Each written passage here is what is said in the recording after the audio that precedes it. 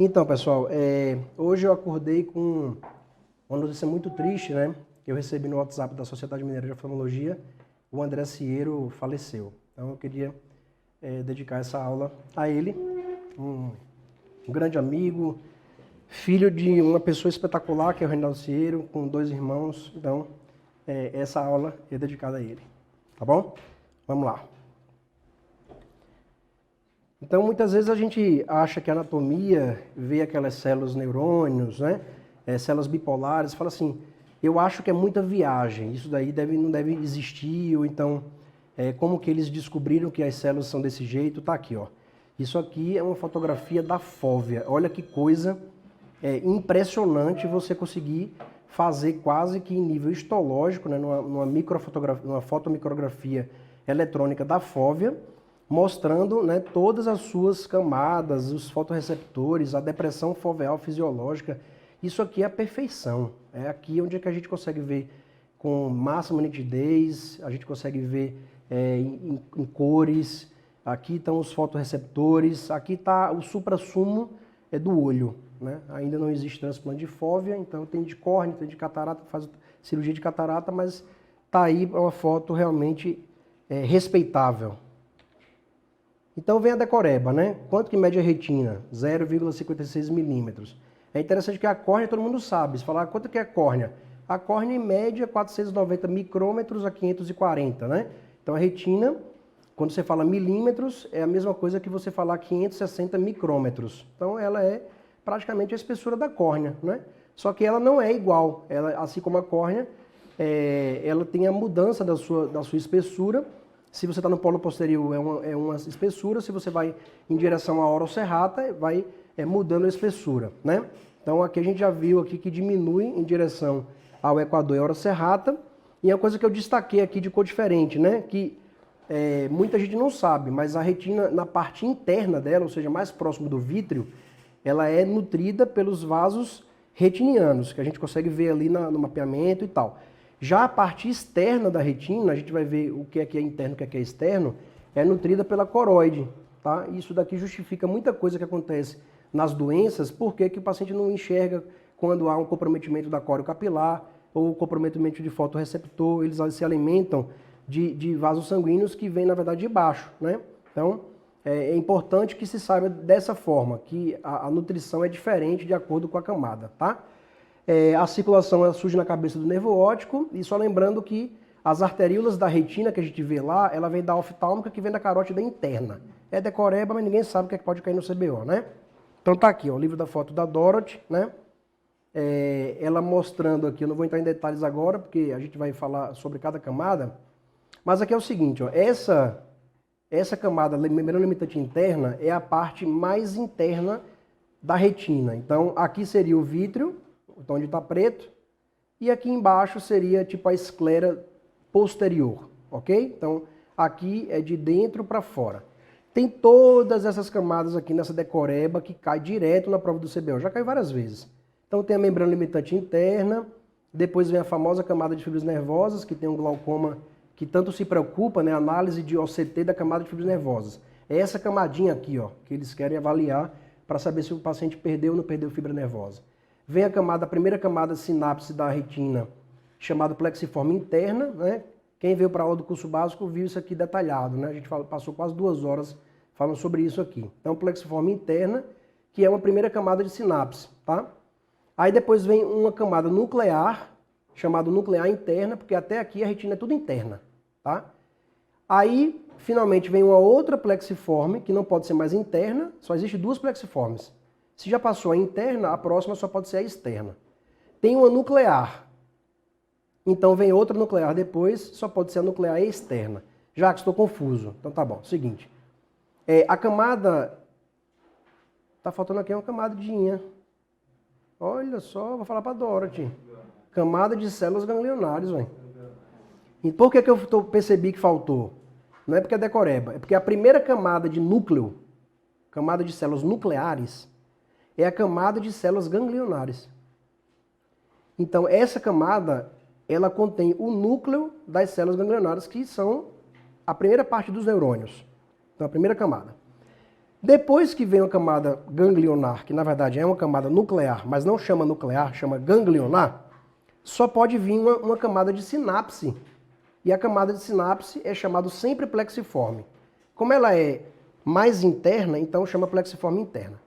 Depois da camada de sinapse, só pode vir outra camada, porque a sinapse é uma célula com a outra. Então tem um núcleo, tem a sinapse e tem outro núcleo. Qual é a próxima camada que vem? Camada nuclear interna. Tá? Essa chama nuclear. Aí, essas camadas contêm núcleos. Então depois só pode vir uma outra camada sináptica, que é a plexiforme externa, porque a interna já teve. Se depois tem a plexiforme externa, vai fazer sinapse com quem? Com outra camada nuclear. Camada nuclear externa.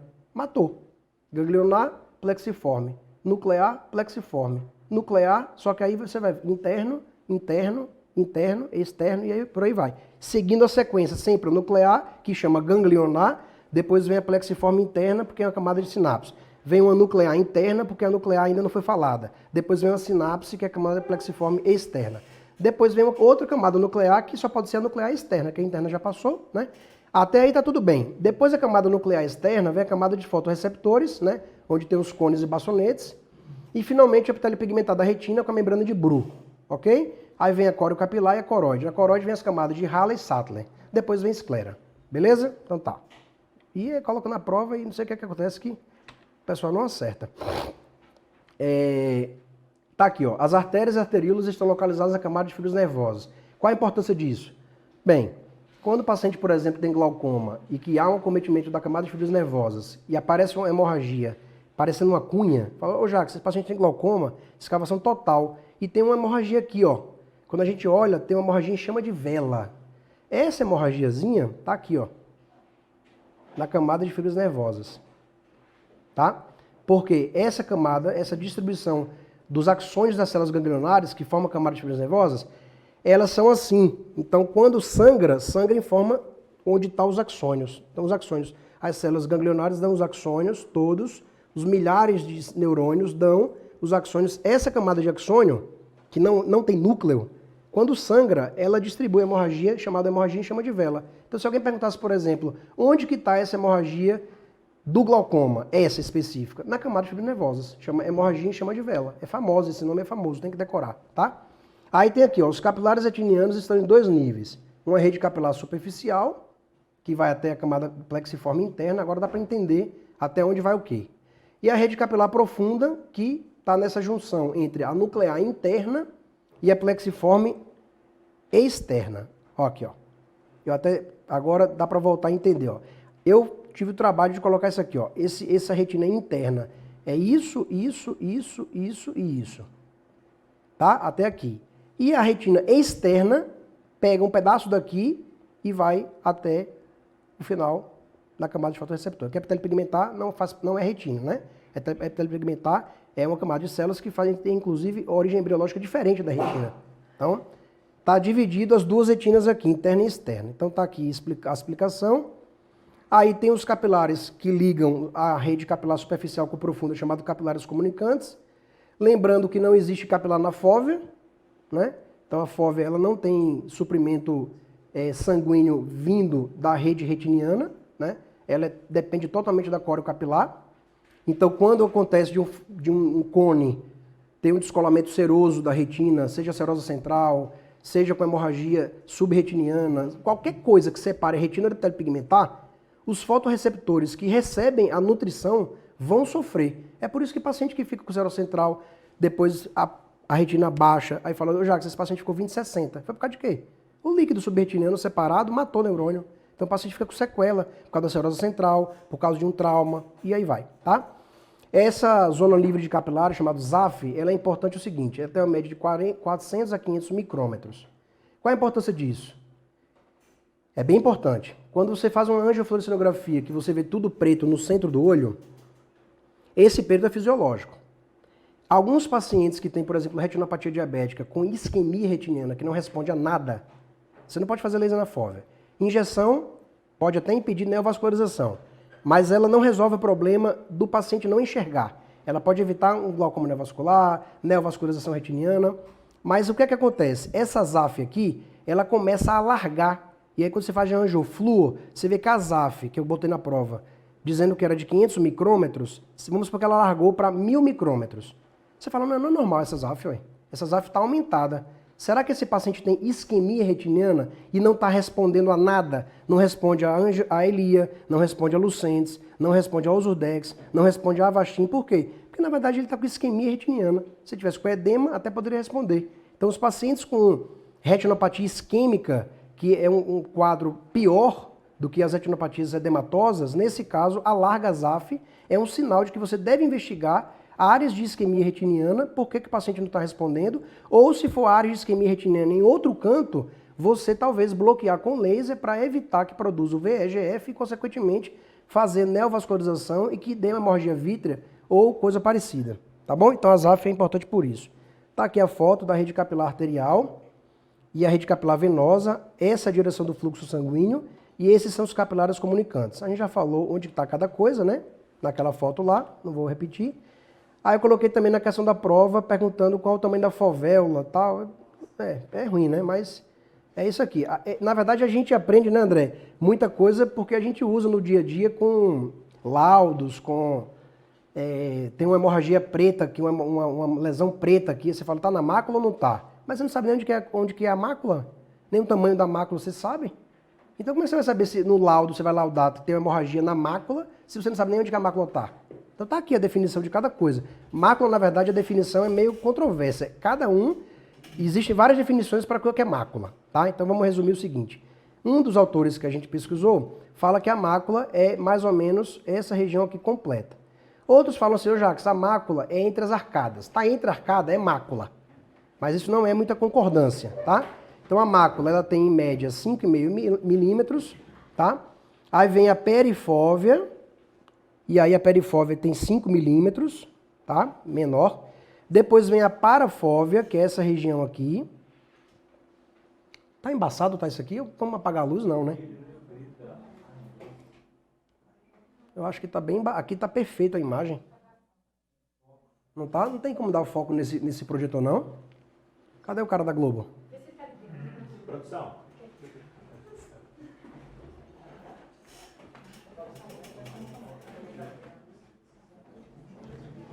Aí atrás tá focado?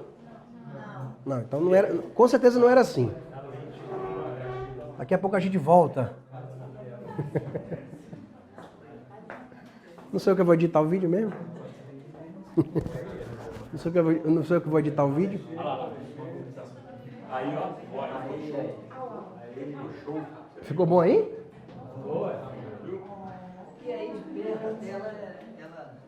Ali ficou show. Jogou com o esquema. Ah, melhorou. Vamos embora.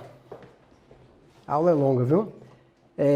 Aí vem a fóvea, tá aqui no centro. Muita gente confunde fóvea com fovéola, ou então fóvea com mácula. Falou, Jacques, eu acho que alguém fez o laser na mácula. Eu fiz, qual o problema? Tem problema não fazer laser na mácula? Eu disse, não, tem problema fazer laser na fóvea, ou na fovéola. Porque as pessoas confundem.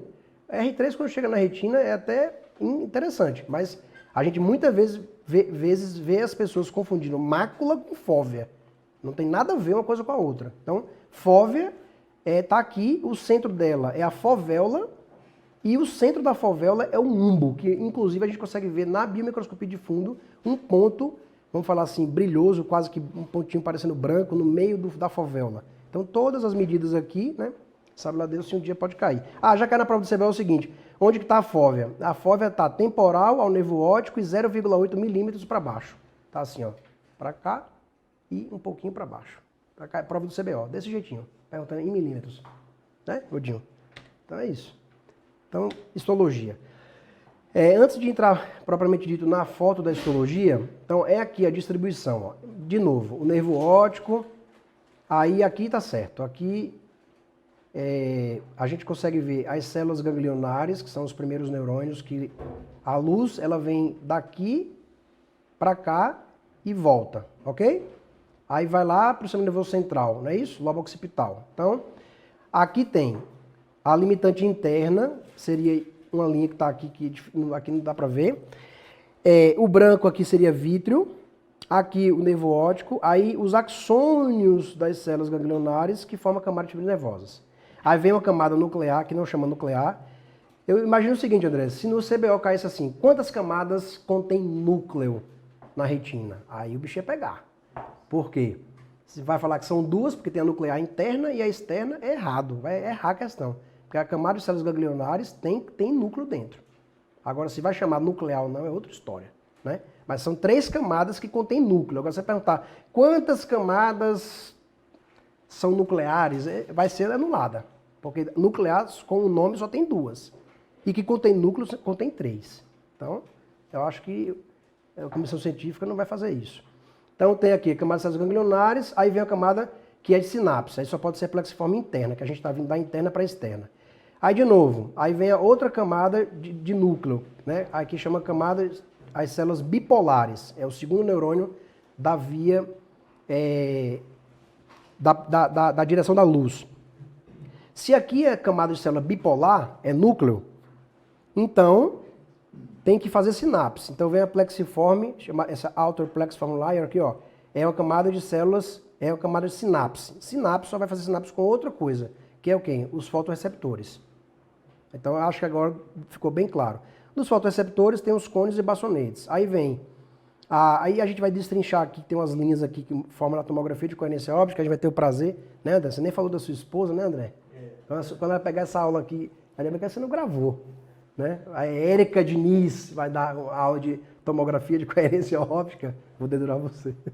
E o epitélio pigmentado da retina com a membrana de Bru e aqui a córeo capilar, ok? Essa camada aqui é o epitélio pigmentado da retina, né? Tão importante em tanto de coisa. Aqui sim, a foto do Januzzi, né? Um Atlas 2012, aí de novo, a limitante interna, né? Que a gente inclusive na cirurgia de buraco macular, a gente faz o peeling da membrana limitante interna. Aí eu coloquei na prova, cirurgia tradicional de buraco macular é o peeling da membrana limitante externa, gás, posição de cabeça e não sei o que, pessoal. Uma pessoa acertou, de 36. Impressionante, né, André? Porque a gente fala, na hora da prova coloca membrana limitante externa. Onde que ela tá aqui, ó? Fazer o peeling lá, enfiando a pinça dentro da retina, só se for. Né? Porque a gente faz o peeling dessa daqui, eu coloquei na prova essa daqui, ó. Aí o pessoal, né, falou que a prova foi difícil. Aí vem camada de células ganglionares, plexiforme interna, nuclear interna, plexiforme externa, nuclear externa.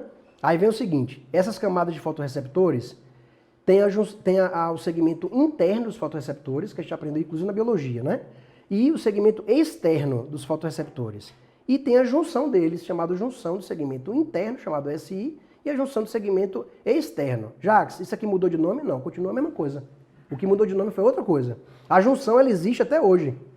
Agora, achava que uma linha, chamada hoje de zona elipsoide, achava que era essa linha aqui, que é a junção do segmento interno com externo. Ela continua existindo, ela só não representa mais o que achava que ela representava. Então, a junção continua sendo junção do segmento interno e externo dos fotorreceptores, depois vem a parte externa dos fotorreceptores e, finalmente, a epitélio pigmentar da retina, que é uma camada é uma monocamada.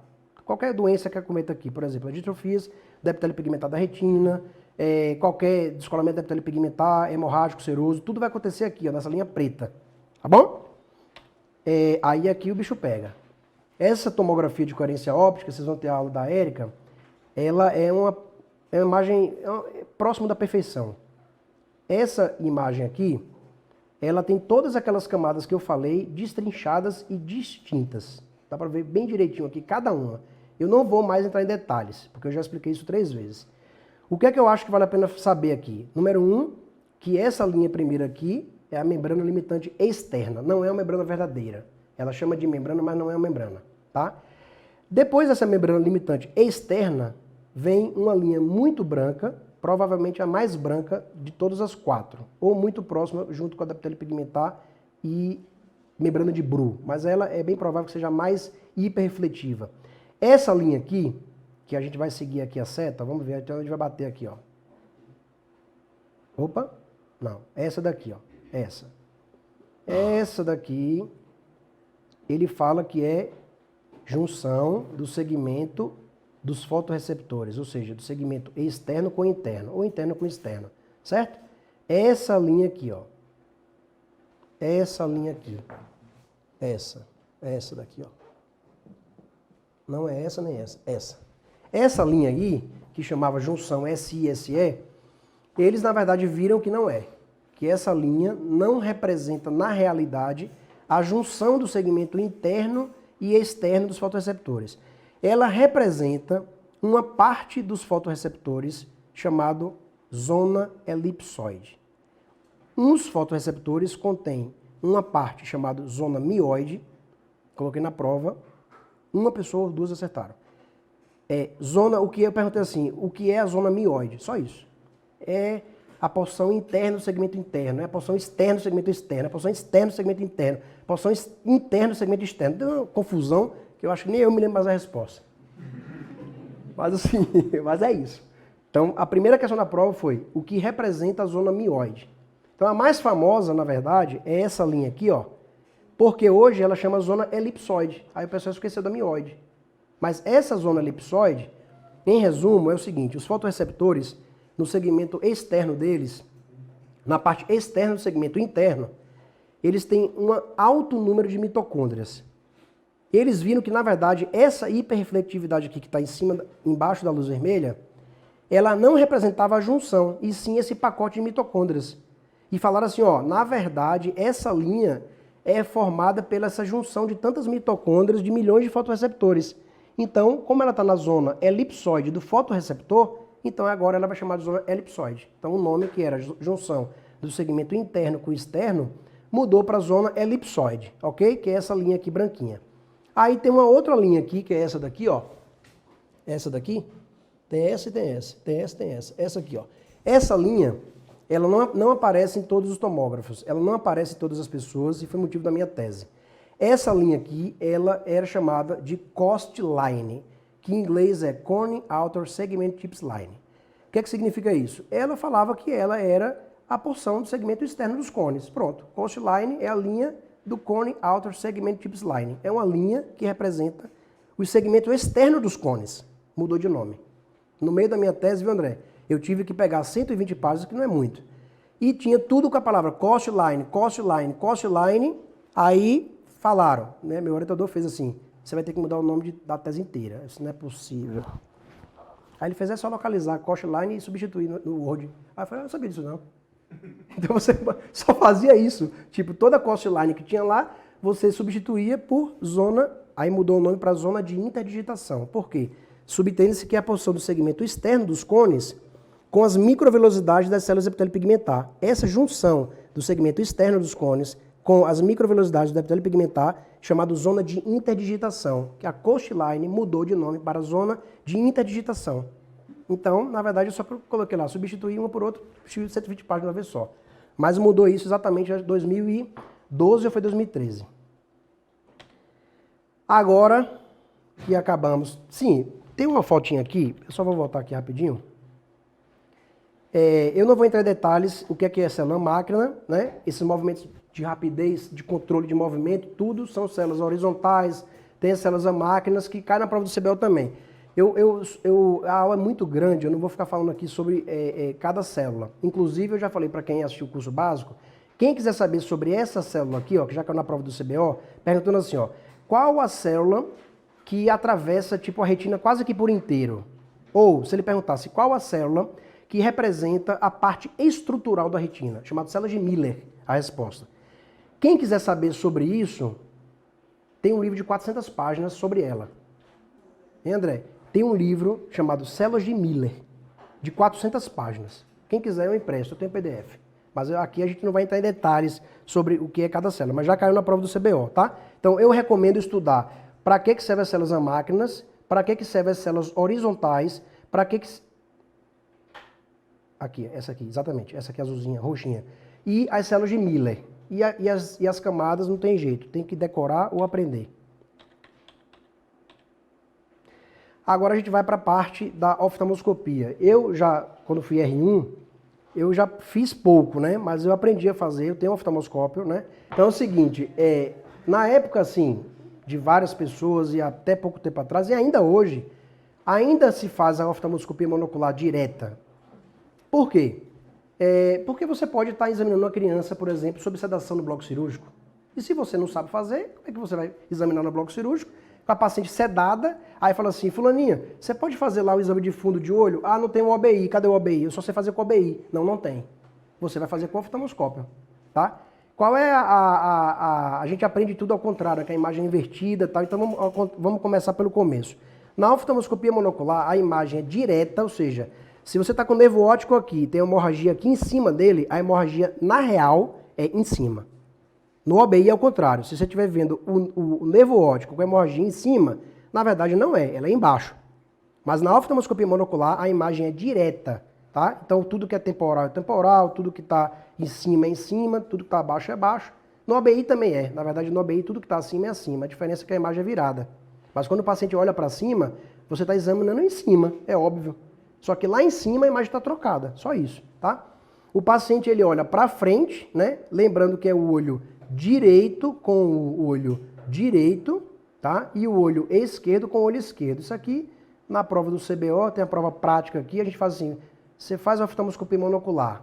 Aí se você pegar e colocar o olho direito no olho esquerdo, o que é que vai acontecer aqui, ó? Né? Então você procura o reflexo vermelho, começa a girar as lentes, dá o foco, tá? E quais são as desvantagens? Eu acho várias. Número 1, a imagem é gigante. Eu prefiro a imagem menor. Isso é igual fazer cirurgia de buraco macular. Quando a imagem para mim é muito gigante, eu até me perco onde é que eu tô. Eu acho que a imagem tem que ser do tamanho bom que você consiga ver, mas que não seja exagerada. Então a oftalmoscopia monocular direta, a imagem eu acho ela muito grande, mas também não é exagerada assim também não. E aí você começa a se acostumar com a escavação pelo OBI ou pela lâmpada de fenda. Quando você faz a oftalmoscopia monocular direta, o nervo óptico aparece desse tamanho assim, ó. Você fala, minha nossa, tá com glaucoma. Na verdade é porque a imagem é muito grande, né?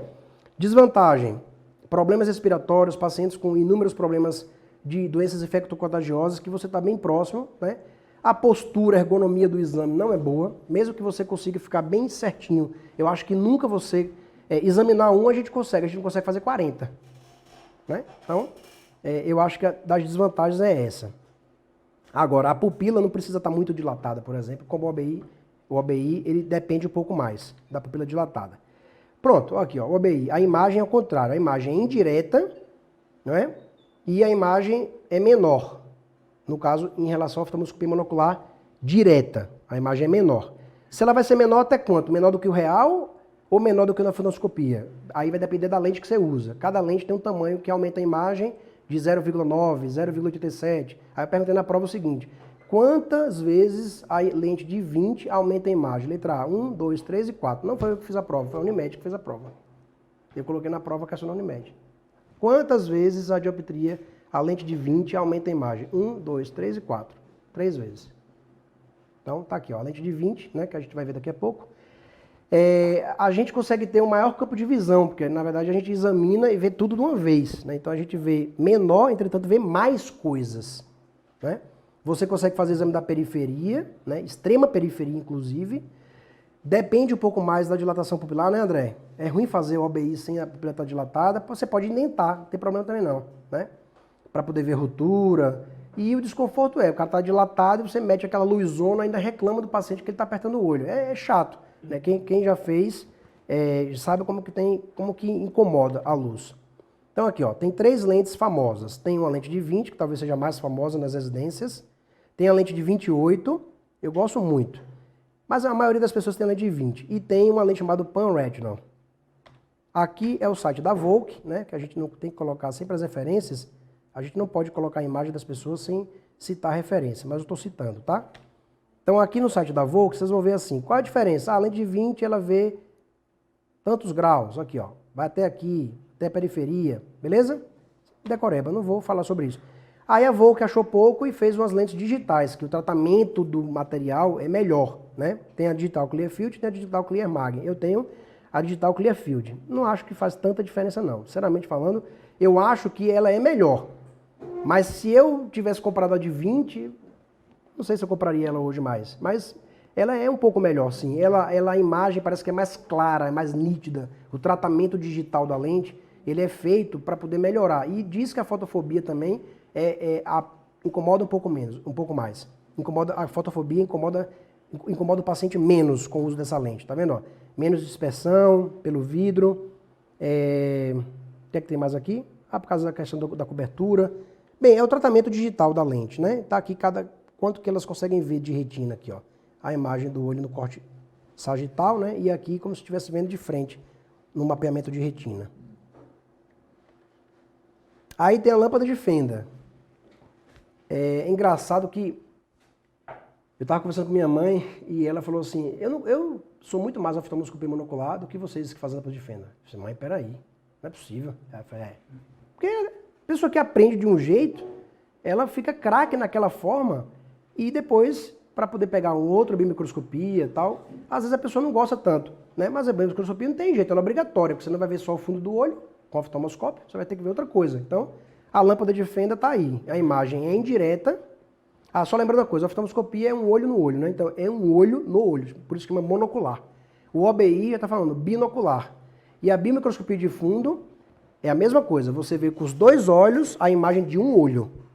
Igual o OBI, né? Você vê com os dois olhos a imagem de um olho. A magnificação da imagem vai depender da lente. Por exemplo, tem lente de 90 que eu tenho. Eu gosto muito para consultório, com pupila pequena, é a melhor.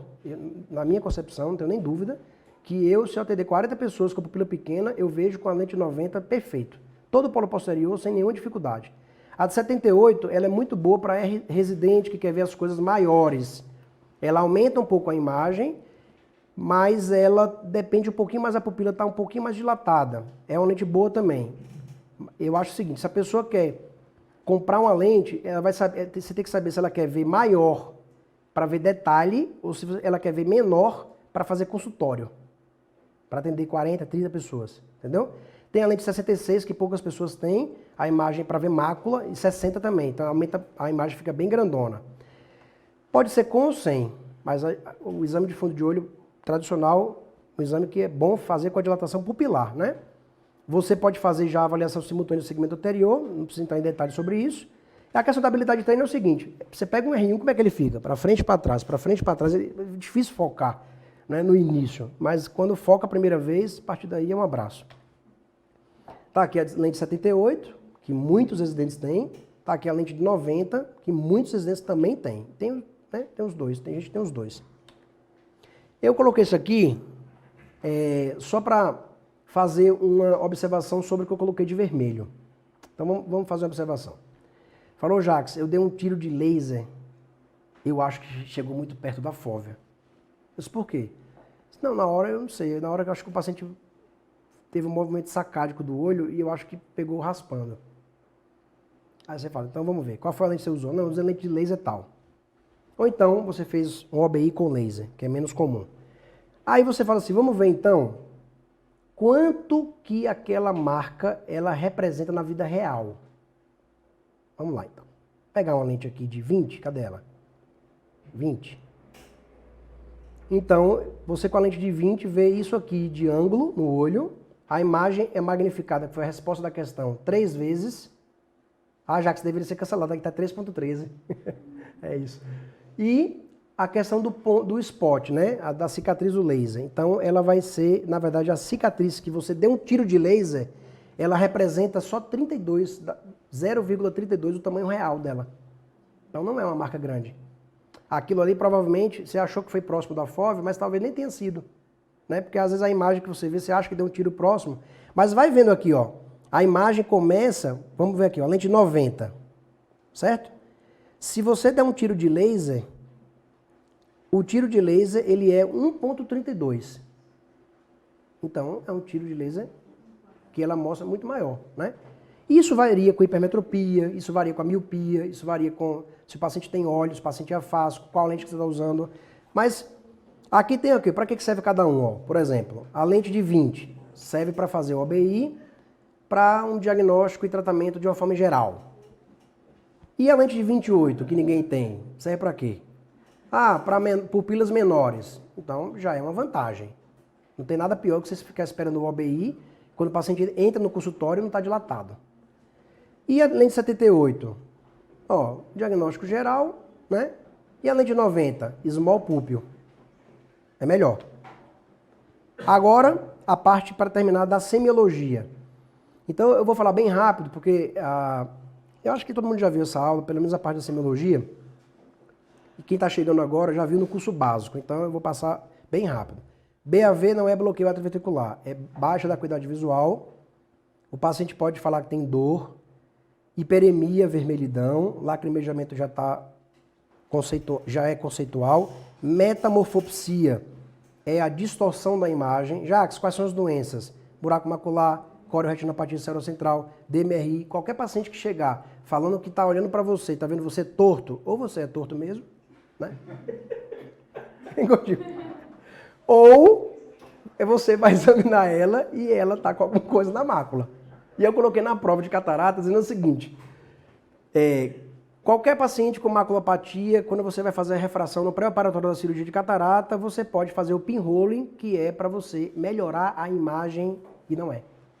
Porque o pinhole, ele piora a imagem dos pacientes que têm maculopatia. Porque se ele é pinhole, cai na fóvea, quem tem problema na fóvea não vai ajudar em nada. Então, o pinhole não serve para quem tem buraco macular, por exemplo. De vez em quando você pega um fellow e fala assim, ó, eu fiz o pinhole e tá 2400, fiz o que é que ele tem? Buraco. Né? Então, o buraco cai em cima do pinhole. Na verdade, você não está medindo nada, porque o pinhole não é bom para maculopatia. Né?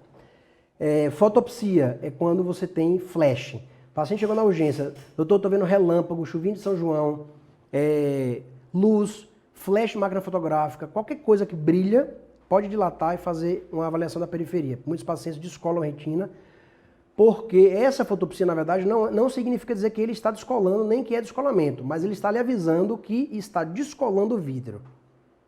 Quando descola o vítreo, dá fotopsia em algumas pessoas. Agora, se ele descolou e rasgou a retina, ou se ele descolou, acendeu a luz e não rasgou, você só vai saber se você examinar. Por isso que o paciente com fotopsia tem que fazer um mapeamento de retina. Micropsia, diminuição do tamanho da imagem, por exemplo, serosa central. Macropsia, aumento do tamanho da imagem, por exemplo, serosa central. Escotoma central, pode ser absoluto e relativo. Absoluto, ele é preto total, igual a cor da... aqui. Escotoma central absoluto é tudo preto. O relativo, ele tem um cinzinha do lado, ele vê uma mancha preta e em volta ele vê cinza. Esse é o escotoma central relativo. Doenças que causam escotoma, buraco, DMRI, qualquer coisa que ataque o centro da visão. Glare é sinônimo de ofuscamento. Miodesopsia, não lembro o que é. O que é? Quem vê no curso básico? Mosca volante, né? Miodesopsia é mosca volante ou floaters, né? Disfotopsia é o quê? Quem é que veio na aula do curso básico? Levanta a mão. Ninguém veio? Cadê os errinhos daqui? É agora. Agora é a hora da verdade. Tá, eu vou para, disfotopsia. Então, por exemplo, o paciente operou de catarata, aí fez assim, doutor, eu não sei o que aconteceu, eu estou vendo uma sombra aqui do meu lado, uma sombra. Aí existe a disfotopsia positiva e negativa, não vou entrar em detalhes, mas já teve paciente aqui que veio, doutor, eu estou vendo uma sombra aqui do lado de cá. Ó. Essa disfotopsia negativa, que vê essa sombra, até hoje não se sabe direito o que é que significa. Algumas pessoas acham que é a borda da lente intraocular. Mas é só para vocês saberem que um dia que alguém falar que operou de catarata e está vendo alguma coisa, tipo assim, uma coisa meio preta, escura, pode estar até descolando a retina também, porque eles também veem dessa forma, né? Mas é mais para disfotopsia, depois da cirurgia de catarata, principalmente aquela cirurgia que não deu em nada, a catarata foi normal, né? Normalmente é disfotopsia. Fotofobia, tem prejuízo com a luz. Nictalopia, é o quê? Nictalopia. Mariana Amaranto, me salve. Visão Prejudicado. Então, quando o paciente fala assim, doutor, quando chego à noite, eu não vejo muito bem. Você vai colocar no prontuário assim, ó, paciente relatando que de noite ele não veja bem, ele não vê bem, não é. Paciente tem sintoma de nictalopia. E o que é hemeralopia? Paciente fala que de dia a visão é pior. Então, o paciente fala que na hora da sessão da tarde a visão não é boa, não é. Paciente com hemeralopia, né? Porque parece que existem os termos médicos, né? Diplopia, imagem dupla, anisocoria, aí já não é mais sintoma, é sinal, né? Anisocoria é a diferença da pupila, tritanopia, problema de visão de cores, normalmente azul, amarelo, verde, vermelho. Acromatopsia, não tem visão de cor nenhuma, né? E alteração de campo visual, sabe lá Deus por que ela está aqui. Provavelmente é por causa das hemenopsias, tumores da célula túrcica, né? Que deve dar alteração no campo visual e o paciente pode aparecer com esse sintoma, já não é sinal. Pronto. Agora a gente vai para a parte das fotos. Todas as fotos que estão aqui estão num livro chamado Kansky, Sinais e Sintomas em Oftalmologia. Não precisa nem fotografar, é só pegar um PDF, se quiser eu mando por e-mail. Todas as imagens, 99% estão no Kansky, esse Kansky que é diferente, que muita gente não tem ele, chamado Sinais e Sintomas em Oftalmologia. Então é o seguinte, vamos falar agora um bocado de coisa que é vermelha. Quando você examina um paciente, quando eu era R1, viu, André? Eu ficava na Fundação Tino Ventura lá, aí 7 horas da noite não tinha mais ninguém. Eu estava sozinho lá. O paciente entrava e viu uma mancha preta. Eu falei, não sei o que é isso. Vê uma mancha vermelha, normalmente é sangue. Vê amarela, tem um bocado de coisa. Então, eu fiz, não tem como dar uma aula de semiologia, que eu não vou fazer uma aula prática. Como é que eu vou fazer uma aula de semiologia sem examinar um paciente na frente de vocês? Para isso, a semiologia, na verdade, que é a questão tipo de sinais e sintomas e do exame físico do paciente. Como é que você vai examinar um paciente se a gente não tem ninguém para colocar aqui agora? Então, vê foto. Porque a semiologia, na verdade, na oftalmologia, ela é muito passível de você dar o diagnóstico da doença só olhando uma foto. Então é como se aqui a gente estivesse examinando o paciente e eu tivesse fotografado e tivesse colocado aqui. Então, deu para entender? Então, essa é a semiologia que eu vou mostrar em forma de foto. Então é o seguinte, quando a hemorragia está obscurecendo a retina, ela é chamada pré-retiniana. Está na frente. Quais são as doenças que causam hemorragia pré-retiniana? Milhares. Vamos colocar aqui as mais famosas. Trauma, principalmente manobra de Valsalva. Não vou nem falar o resto, porque tá aqui escrito e tem no Kansky. Então é o seguinte, o paciente falou, doutor, eu estava com 5 amigos e levantei um portão de 400 quilos. Depois a minha visão obscureceu. Quando você examina, tá dessa foto aqui, igualzinho. Inclusive já teve no ambulatório aqui, a gente fez aguilês e tal. Então, essa hemorragia chama pré-retiniana. Essa hemorragia aqui, ela atrapalha você ver a retina. Mas ela não é considerada hemorragia pré-retiniana, porque ela não está na frente da retina. Ela está dentro da retina. E onde que está essa hemorragia que ela é em forma de cunha, conhecido como hemorragia em chama de vela? Camácio nervosa. Está aqui, ó, glaucoma, retinopatia diabética, oclusão venosa, tá beleza. E essa hemorragiazinha em cunha, que tem um ponto branco no meio, como é que chama? Mancha de Roth. Mais famosa, endocardite bacteriana e leucemia. Não vou entrar em detalhes no resto. Aí você pode ter hemorragias que são, às vezes, uns pontinhos e às vezes borrados, chamada hemorragia em ponto borrão. Doença famosa que causa isso, são várias, mas a retinopatia diabética provavelmente é a mais famosa, né? Então você vê pontinhos, chamado hemorragias dot blot, né? Ponto borrão. Essas hemorragias são intrarretinianas, mas elas normalmente não são chamadas de chama de vela. É diferente, não é a mesma coisa. É tudo dentro, mas não é dentro do mesmo canto, tá? Essa hemorragia aqui, ó, ela está passando, você consegue ver o vaso sanguíneo passando, então ela deve estar embaixo da retina, né? Deve ser subretiniana ou lá para baixo, na retina externa, porque você está vendo esse vaso sanguíneo retiniano aqui passando, então ela não está na frente, ela está atrás do vaso sanguíneo. Então deve estar provavelmente na retina externa ou subretiniano. Aí você começa a perceber o seguinte, e daí? Para que eu vou decorar isso? Porque se você perceber que o paciente tem hemorragia dessa natureza, você vai começar a perceber que algumas doenças causam hemorragia lá. Assim como outras doenças causam hemorragia aqui. Uma coisa não tem a ver com a outra. Só pela localização da hemorragia você pode matar o diagnóstico da pessoa. Aí tem a hemorragia que fica escura. Aqui com muito carinho aqui dá para ver o vaso sanguíneo passando por cima aqui. Então ela deve ser subretiniana ou mais externa, né? E aqui essa foto representa, né, segundo o Kansky, uma hemorragia entre o epitélio pigmentar e a membrana de Bruch. Ou seja, ela é abaixo da retina, mas não é embaixo da retina neurosensorial. Ela é embaixo do EPR, abaixo do EPR e entre a membrana de Bruch. É embaixo da retina já. Por que não chama subretiniana? Porque não é subretiniana. Subretiniana é tudo que fica embaixo da retina e acima do epitélio pigmentar. Aqui está abaixo do epitélio pigmentar. Então não é chamado subretiniana. Você pode chamar até que é subepitelial, mas não chama subretiniana. Quais são as doenças? Ó, membrana neovascular, né? Choroidal neovascularization é a causa mais comum. O que é isso? Membrana neovascular. Por exemplo, o paciente pode ter DMRI exudativa com membrana neovascular, sangrou embaixo do epitélio e deu um descolamento do epitélio pigmentar hemorrágico. Se você vir essa imagem, pode suspeitar que o paciente tem uma membrana neovascular subretiniana ou uma membrana coroideana, uma neovascularização coroideana, e normalmente os pacientes têm DMRI. Pode ter outra coisa? Pode. Alta miopia com um Laker Cracks e com membrana neovascular? Pode. Pode ter estrias angioides, que rompeu a membrana de Bru, um vaso sanguíneo da coroide cresceu e sangrou? Pode também. Estria angioide também é causa de membrana neovascular. Então, várias doenças podem causar isso.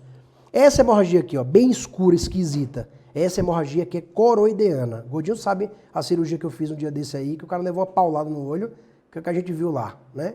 Casa do espanto. Aquele paciente, André, que eu tinha falado aqui. Só, André, não quero trazer problemas para você, mas será que você pode fazer? Você fala, não, pode marcar. E você ia dar conta. Só que, né, Godinho, eu vim para cá só fazer, eu tava de férias. Por que eu não fiquei em casa? Dei pro André. O André, doido, viu? Mas assim, vamos voltar. Então, o cara levou uma paulada, hemorragia por tudo que é lado. Né? Essa hemorragia escura, tal, coroideana. Muitas vezes o cara levou uma porrada no olho e deu hemorragia coroideana. Trauma contuso, aí pronto, um exemplo. Minha primeira faixa que eu passei no São Geraldo, em 2010, na hora que eu drenei o líquido subretiniano, que eu passei a agulha na coroide e drenei, fui drenar o líquido subretiniano, quando eu fiz o OBI, o sangue estava fazendo assim, ó, descendo, não. Descendo em direção ao polo posterior. Então, drenagem de líquido subretiniano, quando você passa uma faixa, aperta e drena por fora, que não é vitrectomia, chama retinopexia com introflexão escleral, você tem que drenar o líquido por fora do olho, não é vitrectomia, é retinopexia com introflexão escleral. Quando você vai drenar o líquido, às vezes dá hemorragia coroideana. Então, é um outro exemplo, tá? Tudo que é branco e amarelo. Então, isso aqui é uma imagem branco parecendo algodão doce. Por isso chama exudato algodonoso. Jacques, o que é isso? Exudato algodonoso. Não, mas o que é isso? Exudato algodonoso. Ele representa um infarto da camada de fibras nervosas. Infarto. Então, ali há uma área de isquemia que está gerando um exudato algodonoso, porque parece com algodão. E o exudato duro? Daqui a pouco a gente vai ver. Então, por exemplo, aqui, ó, oclusão de um ramo da veia central da retina. Tem hemorragia? Tem. Tem ponto borrão? Tem. Tem enxama de vela? Tem. Beleza. Tem exudato? Tem. Será que é duro ou algodonoso? Bem, aqui é difícil dizer, né, André? Parece algodonoso. Diz o câncer que é, então é. E aqui, se é algodonoso, é porque deve ter área de isquemia retiniana, o que é um perigo para você deixar esse paciente aqui à toa e depois ele voltar com glaucoma neovascular, porque você não fez laser ou porque você não fez anti-VEGF, né? Então, o exudato algodonoso ele é perigoso, que ele está falando. Aqui tem área de isquemia. Daqui a algum tempo vai ter neovaso. E daqui a algum tempo vai ter hemorragia vítrea. E daqui a algum tempo vai ter glaucoma neovascular. E daqui a algum tempo vai ser NPL. Então, aqui também tem exudato algodonoso, muitos. Essa retinopatia diabética com tanto de exudato algodonoso é extremamente perigosa. Você tem que ser agressivo no tratamento com ela, porque ela gera neovaso rapidinho. Porque aqui é exudato algodonoso. E o duro? Tem? Não, aqui é algodonoso ainda. Hipertensão severa, retinopatia de Putcher. Várias coisas podem causar isso aqui. Depois vocês podem olhar. Trauma torácico, pancreatite, um bocado de coisa. Foi descrito em 1910, há muito tempo atrás, mas eu não vejo, por exemplo, vejo pouco. Retinopatia da radiação, que é isso? O paciente fez, por exemplo, radiação da face por um tumor, por exemplo, no lábio. Um tumor que radiou perto do olho e está chamado retinopatia da radiação. Paciente HIV, chamado microangiopatia do paciente portador do vírus HIV. Pode ter também exudatos algodonosos. Discrasia sanguínea, pode sangrar, pode dar mancha de Roth, que é essa branquinha aqui, ó, um ponto branco, né? Pode dar hemorragia pré-retiniana, pode dar hemorragia em chama de vela E pode dar exudato algodonoso também, né? Papiledema pode dar exudato algodonoso. Interessante que normalmente dá edema, né? Aí, quais são os diagnósticos diferenciais? Eu já estou vendo uma coisa amarela, eu acho que é exudato algodonoso. Não é. Nesse caso, o paciente tem hiperemia, está dizendo que o olho dele está doendo, que a visão dele baixou, está vendo tanto de coisa passando na frente da visão. Se você olha esse paciente aqui, ó, está com toxoplasmose, né? Está com retinocoroidite, uma lesão necrótica. Então não tem nada a ver com exudato algodonoso. Exudato algodonoso não dói. Toxoplasmose normalmente dói. O paciente reclama, fotofobia, dolorimento quando os olhos se movimentam e por aí vai. Aqui tem exudato duro, que na verdade representa extravasamento de líquido. Um é isquemia, o outro é extravasamento de líquido. Quando o paciente extravasa líquido, ele pode deixar a retina amarelada, tanto quando está extravasando quanto extravasou. O maior erro que eu vejo de algumas pessoas quando está examinando o paciente, falou, ô Jacques, o paciente está cheio de exudato duro, vamos fazer injeção amanhã. Não. E se não estiver vazando mais? For só o exudato. Porque o exudato ele pode vazar ou ele pode não vazar mais. A diferença é que ele vazou, pode ter secado, pode ter ficado amarelo, você pode fazer um exame, você achar que no exame ele está vazando, mas na verdade não está vazando mais. E não tem mais indicação de fazer injeção. Então, exudato duro não é sinônimo de injeção. E exudato duro não é sinônimo de que o paciente está extravasando. Ele ou está extravasando ou extravasou. Mas ele é acúmulo de lipoproteína e fica amarelo. Diferente de drusa, que é acúmulo de material lixo celular entre a membrana de Bruch e o epitélio pigmentado da retina. As drusas estão lá, com raras exceções. As drusas, quando eu falo, Jacques, drusa é aonde? Abaixo do epitélio pigmentar e acima da membrana de Bruch. E o exudato duro não é embaixo do epitélio. É dentro da retina, é totalmente diferente. Então, se você fizer um OCT, essa mancha aqui, ó, ela vai estar embaixo do epitélio pigmentar, assim, umas ondulações assim, ó. O exudato duro vai estar hiperrefletivo dentro da retina. É diferente, né? Muito comum aqui, ó, persistência de fibra de mielina. Muitos pacientes têm isso aqui, muitos. A gente juntou aqui, eu, Érica, a Évila, um tanto de gente, fizemos não sei quantos casos, mostramos alterações na campimetria, né? Mandamos um post para o São Geraldo lá. E isso aqui é muito comum. Então, olha como que parece um exudato algodonoso. Olha aqui, ó. Mas não é. É persistência de fibra de mielina. Normalmente ela é meio assim, ó. Ela é meio parecendo tipo um formato de cunha. E o paciente, na verdade, não tem nada. Você tem alguma coisa? Não, não tem nada. Aí quando você examina, tem isso. Mas por que você vai pensar que é exudato algodonoso se o cara não tem nada? Não é isso? Aqui o paciente tem foco de doença infecciosa, uma retinite, por exemplo. Não é exudato. Aqui o cara tem uma bola de fungo dentro do vítreo, tá na frente da retina, é pré-retiniano. Tem, por exemplo, uma valvulopatia, tem endocardite. Você vai achar que isso aqui é o quê? É exudato algodonoso? Não pode ser. Tá pré-retiniano, né? Então, normalmente esses pacientes desenvolvem infecções fúngicas. Exudato duro, já falei, né? Duro, então, quais são as doenças? Retinopatia diabética, a oclusão de ramo venoso, ó, essa daqui, ó, já está causando mais extravasamento de líquido, ou extravasou ou está extravasando, né? E aquela lá era mais isquemia. Tanto é que a oclusão de ramo, a oclusão de veia central da retina, elas podem ser divididas em oclusões venosas isquêmicas e não isquêmicas, né? Ou edematosas. E tem uma forma mista. Aqui, ó, por exemplo, esse paciente aqui tem hemorragia e tem um tanto de exudato. Tem 70 anos de idade. Falou que a imagem apareceu torta. Tem 70 anos de idade. Você vai achar que é o quê? Você é diabética? Não. Você vai achar, acho que é diabetes. Eu acho que a senhora é diabética. DMRI. Né? Macroaneurisma, uma das poucas coisas do olho que sangra para tudo que é lado. Sangra sub, sangra intra e sangra pré. Macroaneurisma. Você faz um angioflu, por exemplo, acende uma lâmpada assim, branca assim, em algum local em cima do vaso sanguíneo, né? Então, ele extravasa tanto de líquido, então isso aqui é tudo exudato duro, não é exudato algodonoso, né? O macroaneurisma, ele sangra e exuda. Doença de Coates, uma das telangiectasias, famosa em crianças e adultos ou adolescentes, são doenças em que também causam extravasamentos, né? Tudo isso aqui é exudato duro. Retinopatia da radiação, já falei, também pode causar exudato duro. Agora vem a parte das estrelas. Também é extravasamento, mas em forma de estrela. Já que você tem um paciente lá no ambulatório, está com estrela no olho. Ou ele tem retinopatia hipertensiva, ou ele pode ter uma famosa neuroretinite, por exemplo, doença derradeira do gato, que é uma das mais famosas, né? Ou ele pode ter uma retinite, por exemplo, por citomegalovírus, tá? Então, esses são 3 exemplos de pessoas que têm maculopatia estrelada, por exemplo. Agora, vamos falar sobre os neovasos. O paciente que tem neovaso no disco chama NVD. O paciente que tem neovasos em outro canto chama NVE, né? Elsewhere. Então, esses pacientes é só uma questão de denominação. Tem neovascularização do disco, paciente com NVD.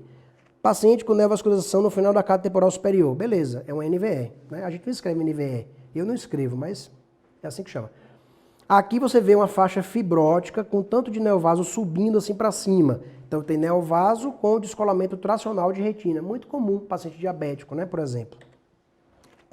Aí o paciente que você estava acompanhando, ele não é controlado, estava com tanto de isquemia e de repente apareceu neovaso aqui em tudo que é canto, né? Aí a gente chama de retinopatia diabética proliferativa. Toda vez que uma retinopatia diabética formar neovaso, chama proliferativa. Olha a responsabilidade, viu, Godinho? Tudo falar que é errado vai sair no YouTube e o pessoal das outras residências vão falar que a gente não sabe nada. Então, tem que ter cuidado. Oclusão de ramo venoso. Pode dar neovaso se tiver uma área de isquemia capaz de produzir uma quantidade de VEGF, né? Uma quantidade de VEGF capaz de produzir neovascularização. Nem toda isquemia leva a exudato algodonoso e nem toda isquemia leva a neovaso. Mas todo mundo que tem isquemia, você tem que ficar atento. Pacientes, por exemplo, com essa alteração aqui, ó, de um invertebrado marinho chamado Gorgonio flammeus. Esse paciente aqui com neovascularização na anemia falciforme, desse jeitinho aqui, chama CIFAM. C de mar, né? C-S-E-A, CIFAM. F de faca, A de amor, N de navio. CIFAM é uma neovascularização, um NVE, em pacientes com anemia falciforme, ok? Aí vem a parte de êmbolos. Então, tem êmbolo que é amarelinho e mais esticadinho, que é provavelmente a difibrina com plaqueta. Paciente com amarelinho, pode ter até uma oclusão, por exemplo, né, venosa por causa de um êmbolo. Aí esse êmbolo aqui deve ser um êmbolo de colesterol, porque ele é mais amarelinho ouro. E o paciente que tem um êmbolo bem branquinho, parecendo um osso, né, vamos falar assim, um êmbolo calcificado. Isso é só porque vocês podem encontrar, né? Isso. Para terminar, a gente pode, às vezes, o paciente que tem alguma coisa na fóvea que ninguém sabe o que é, R1 não vê, R2 não vê, R3 vê no final, fellow vê, tira dúvida do preceptor, porque é difícil. Alguns edemas realmente não dá para ver, é bem difícil se você não fizer uma avaliação cuidadosa. Aí entra as lentes. Ah, eu tenho uma lente de 90, a imagem é pequena. Ah, eu tenho uma lente de 78, a imagem já é melhor. Aí você aumentou a lâmpada de fenda e aumentou o zoom da máquina. Aí é melhor ainda, né? Então, muitas vezes a gente está operando, André, aí o cara fala assim, eu não estou vendo a ruptura. Aí quando eu falo assim, dê um zoom no microscópio. Aí quando dá o zoom no microscópio, aparece a ruptura. Por quê? A imagem estava pequena, né? Então, muitas coisas você precisa aumentar a imagem para você ser capaz de ver. Outras coisas é a experiência que vai fazer você ver. Então, aqui tem, por exemplo, um tanto de microcisto aqui, ó. Essas coisas assim, marronzinhas aqui, ó. Isso aqui tá difícil de ver, né? Quando você faz angiofluo, acende de branco, porque tudo que isso aqui é vazamento, é contraste, né? E quando esse vazamento é chamado petaloide, o edema macular é chamado cistoide. Aí você fala assim, por que que é? Por que é? Porque ele está na camada plexiforme externa. E na camada plexiforme externa, os cistos, pela distribuição das fibras dessa camada sináptica, elas formam imagens parecidas como se fosse pétalas de flor. Não é só na plexiforme externa, mas é a mais famosa. Se alguém perguntar assim, o edema macular petaloide, o edema macular cistoide, em geral, o acúmulo de líquido se localiza na camada cego, pela camada plexiforme externa ou camada de Henle. Só que existe outros edemas em outros cantos, tá? Nem todo edema é cistoide, tá? E aqui no OCT você vê um tanto de cisto aqui. Essas bolinhas pretas aqui, é tudo água, né? Edema macular cistoide. Poucas coisas podem dar edema macular cistoide. Tudo isso aqui, ó. Qual é que eu falo que eu acho que vale a pena decorar? Irvine Guess, que é edema macular pseudofásico, uma cirurgia de catarata perfeita. paciente fala, doutor, até semana passada estava vendo bem, agora não estou vendo mais. Você examina, edema, né? Retinopatia diabética não se fala, YAG laser, tem gente que gosta de fazer YAG laser com 1 semana de cirurgia de catarata, eu não faço, eu demoro mais um pouco, né?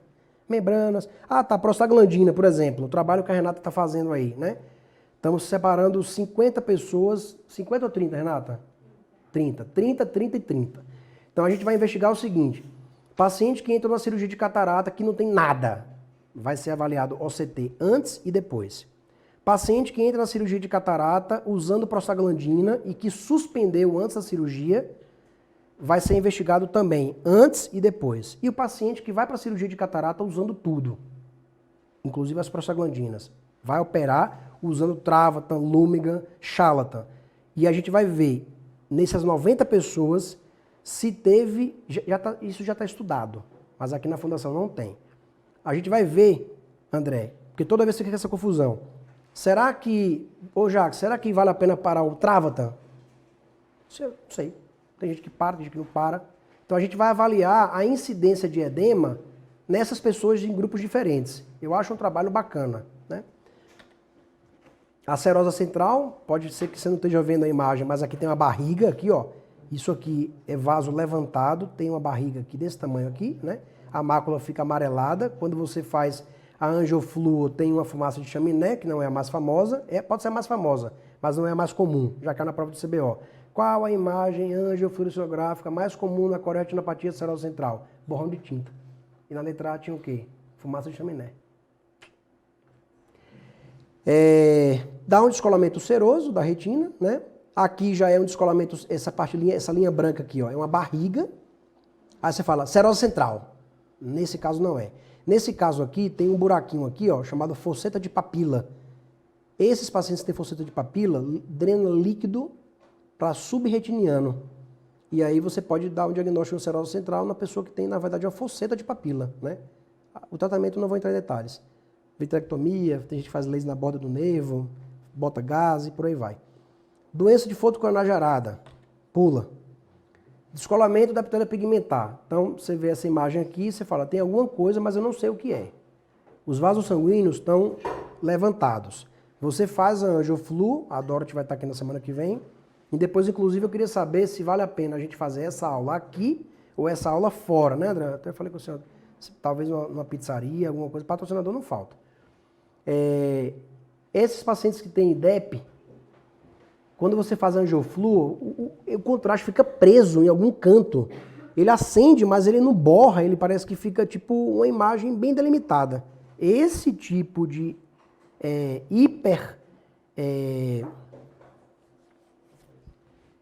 hiperfluorescência, né? Um dos tipos de hiperfluorescência que a Dorothy vai falar chama pooling, que é quando você extravasa líquido para dentro do ambiente, vamos falar assim, fechado, né? Tem outros tipos de hiperfluorescência. Aqui tem um DEP, né, mostrado na tomografia de coerência óptica, que é tudo preto aqui, né? Deve ser um DEP provavelmente seroso, né? Se for sangue, já fica mais ou menos moderadamente hiperreflectivo, né? Se for fibrovascular, fica um pouquinho mais branco. Mas aqui quando está preto, né, deve ser um DEP seroso. Aqui você tem um sangramento, né, que é subretiniano, tá aqui os vasos sanguíneos passando por cima. Uma paciente com DMRI exudativa, né, tá com a neovascularização ativa, você faz a angiofluo, aparece essa trama vascular todinha aqui, né, e você fala, o que é que deve ser isso aqui? Né, uma membrana neovascular escancarada, né. E no final, as membranas neovasculares, as DMRI exudativas, o estágio final dela termina, né, se você não tomar uma providência, ou às vezes tomando providência ou não, evolui com uma cicatriz disciforme.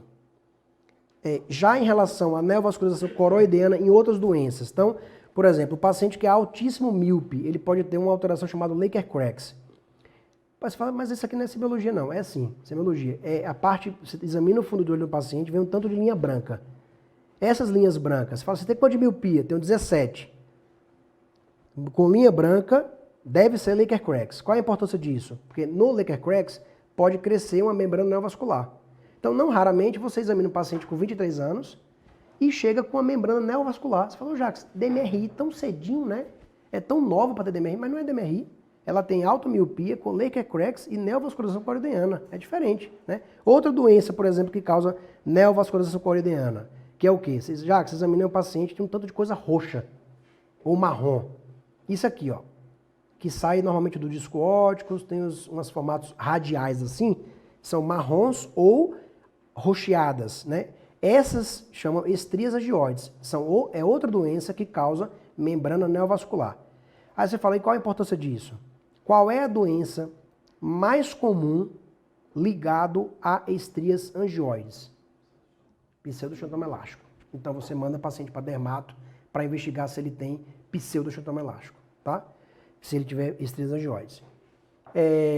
Aqui DMRI seca são as drusas, né? Normalmente não causam neovascularização coroidiana, porque a DMRI é seca. Quem causa neovascularização é DMRI úmida. Entretanto, um paciente com DMRI seca, que tem drusas moles, coalescentes, do tamanho grande, né? Acima de 120 e poucos micrômetros, de repente apareceu uma hemorragia. Então, o que era seca não é seca, agora virou exudativa, né?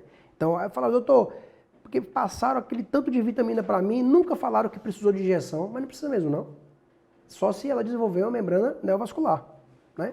Por enquanto ela é seca, né? É diferente de úmida.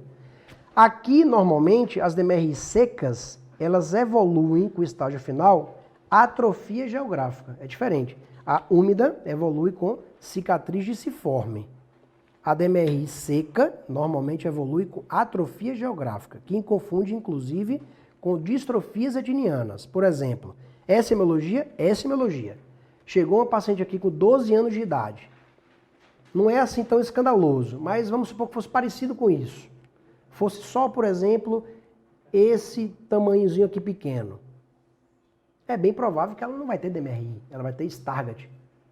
Se for uma paciente de 70 anos, cheia de drusa, com essa região atrófica aqui, na verdade já teve DMRI seca, com atrofia geográfica. E existe a distrofia coroideana, chamada areolar central, que também parece com isso aqui também. Então, é muita coisa que tem. Pacientes com alta miopia, normalmente tem esclera, aparece a esclera, que a gente chama de esclera nua, né? Porque a retina é atrófica. Então, você vê os vasos retinianos, que são esses fininhos aqui. Você vê os vasos coroideanos, que devem ser esses daqui. Não esse aqui, né? Não esse. Esse aqui, laranja. E você vê a área de esclera nua. Aí você examina o paciente com 20 de miopia, o cara está 20/70 e você vai perguntar por que ele está 20/70? Mas olha como é que ele está. Tudo branco, né? Ou 20/400. Ô Jacques, por que ele está branco? Por que ele não está enxergando bem? Não tem retina mais, né? E essa paciente aqui, ó, ela tem 12 anos, está indo mal no colégio, ninguém sabe o que é. Você examina, olha como que parece. Esse parece com esse. Mas aqui é uma menina de 12 anos. Aqui é uma senhora de 70. Aqui tem drusa. Aqui tem distrofia genética, uma das mais famosas, chamada doença de Stargardt. Parece, mas não é. Para terminar, temos as membranas epirretinianas, que dão metamorfopsia, podem dar edema. Elas têm descrito por Guess, né? Grau 1, 0, 1 e 2. Quando ela chega a dar essa distorção absurda, edema, um tanto de os vasos todos tortuosos em direção ao centro, com essa baixa da acuidade visual importante, né? A gente já chama de purca macular. É uma membrana fibrótica, né? E você examina o paciente, tem espessamento da retina, tem microcavitações cistoides, tem membrana em cima epirretiniana, né? Que é o purca macular. E, por fim, os famosas lesões arredondadas com fundo marrom. Então você examina o paciente, doutor, eu tenho há 2 anos uma mancha no meio da visão, assim. Eu olho para o senhor, eu vejo as suas orelhas, mas eu não vejo o seu rosto. Esse paciente está lhe falando que tem escotoma. Você que talvez não esteja percebendo. Então, ele não está vendo o rosto das pessoas, ele não está vendo o centro da visão, está comprometido, então ele tem escotoma central absoluto e ou relativo, né? Uma das doenças mais famosas que dá escotoma, metamorfopsia, é o buraco macular, seja ele verdadeiro ou ele na fase de evolução. E existe uma coisa muito parecida na semiologia, né? Que a gente fala, olha esse daqui e fala, são irmãos gêmeos. Não é. Parece, mas não é. Esse paciente aqui, ó, ele tem uma membrana epirretiniana, olha como é que é os vasos sanguíneos dele. ele tem uma lesão arredondada, ele tem uma mancha parecendo que é marrom igual a essa, só que não é. É um pseudo buraco. Tem como você matar o diagnóstico? Qual? Visão. A visão é uma delas. Então, no buraco macular desse tamanho aqui, ó, o paciente normalmente, ele não é melhor do que 20/200. Aqui, ele também pode ser 20/200. Esse é o grande problema. Aí, quem é que vai matar aqui o diagnóstico? O OCT. Você pode fazer outro teste? Pode. Tem um teste chamado Watsky-Allen, né? Que você passa uma linha aqui, e ele pode falar que está partido, ele pode falar que está uma curvinha, ele pode estar falando uma curvinha para cá, pode falar que está uma ponta de lápis para cima e para baixo, mas se você perceber que esse paciente aqui, ele é 20/40, não é buraco macular desse tamanho aqui, porque esse buraco macular, eu nunca vi ele sendo 20/40, desse tamanho, que tem já pontos amarelados no fundo dele, são buracos de anos, às vezes. 1, 2, 3, 4, 10 anos. Normalmente os pacientes são 20/200, 20/400, conta dedo a 4 metros. E o pseudoburaco, na verdade, ele não é buraco. Ele é um pseudoburaco. Por quê? A membrana que cresce por cima da retina, ela espessa a retina justa foveolar e a depressão foveal fisiológica, ela se aprofunda. E aí a imagem dá a imagem de um pseudoburaco. De um buraco, né? Dá a imagem de um buraco. Mas não é buraco, porque não é buraco. É pseudoburaco. Né? É líquido subretiniano. Então, no buraco macular ele é mais característico que o pseudoburaco? Normalmente é típico de buraco macular verdadeiro, esse líquido subretiniano, né, que dá o edema, dá o escotoma central relativo, né? Então, essa orla, chamada orla de fluido subretiniano, é típico dos buracos, não dos pseudoburacos. Os pseudoburacos, normalmente você faz o OCT, eles espessam demais a retina do lado, pode até ter uns edeminhas na borda. E a depressão foveal fisiológica, ela se aprofunda, fica muito aprofundada. Isso é a imagem típica de pseudoburaco macular. E existe um buraquinho pequenininho, essa é a única imagem que deve ser minha, né? Que eu tive a sorte de pegar realmente uma coisa que não é tão comum, vou falar rara, que é uma lesão chamado em forma de cereja, né? Não é aquela doença famosa, Tay-Sachs, mas ele é uma bolinha, tipo, eu examinei esse paciente, deixa eu ver se está aqui a imagem. Esse é o buraco macular verdadeiro, esse é o pseudoburaco, ou seja, não é buraco, e esse é o OCT desse paciente aqui. E ele era 20/50 e a gente acabou dando o diagnóstico de microburaco macular. Está descrito, foi descrito em 1988, a gente acabou que publicou também, porque não tinha, acho que tinha uma nos arquivos brasileiros de oftalmologia e uma na revista brasileira, alguma coisa desse tipo. Aqui parece com isso, mas a diferença é que isso daqui é congênito e aqui também pode ser, mas aqui é um coloboma. E aqui é uma cicatriz de toxoplasmose, é muito diferente, né? Tipo assim, você examina o paciente e fala, já que eu acho que ele está com coloboma, mas na verdade ele teve a toxoplasmose congênita, por exemplo. Nasceu com múltiplas cicatrizes. Aí tem uma dessa gigante aqui. Por que você vai achar que é coloboma? Por que você não vai achar que foi, por exemplo, toxoplasmose congênita? Né? Mas parece. E olha como essa atrofia aqui, ó, parece uma DMRI com atrofia geográfica. Mas aí você examina o paciente e você está lá na periferia da retina. Né? Muitas vezes é uma atrofia, pave stone, alguma coisa desse tipo. Vai ter aula também disso.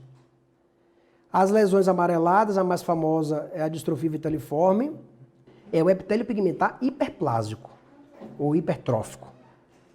O outro é uma alteração de células que estão na coroide. E o outro é um tumor chamado amartoma do epitélio pigmentar. Eu acho que aqui é mais difícil de confundir, né? É isso.